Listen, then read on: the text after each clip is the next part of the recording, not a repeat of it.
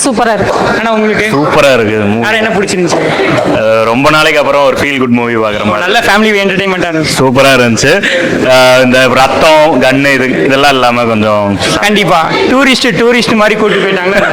சூப்பரா இருந்துச்சு. எல்லாரும் பார்க்க வேண்டிய ஒரு ஃபிலிம். சூப்பர்.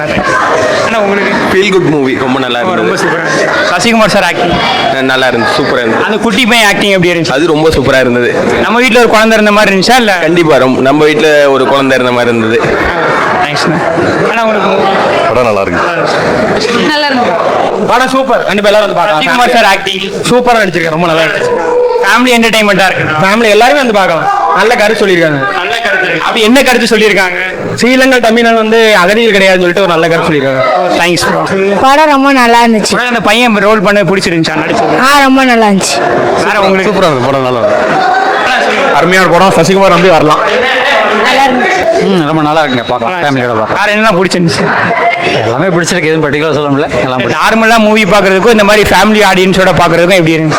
இல்லை, இப்போ கொஞ்ச நாளைக்கு வந்தவங்கள பார்த்ததுல இதுக்கு நல்லா இருக்கு ஃபேமிலியோட. தேங்க்ஸ்.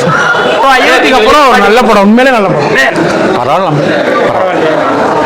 சூப்பரா இருந்துச்சு. வேற என்ன பிடிச்சிருந்துச்சு? ஓவரால் நல்லா இருக்கு. ஆனா உங்களுக்கு நல்லா இருக்கு. ஏக்கா உங்களுக்கு நல்லா இருந்துச்சு.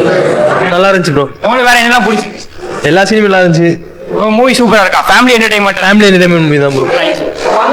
சிஸ்டர் மூவி நல்லா இருக்குண்ணா. Family entertainment. ஃபேமிலி என்டர்டைன்மெண்ட் தான். தேங்க்யூ.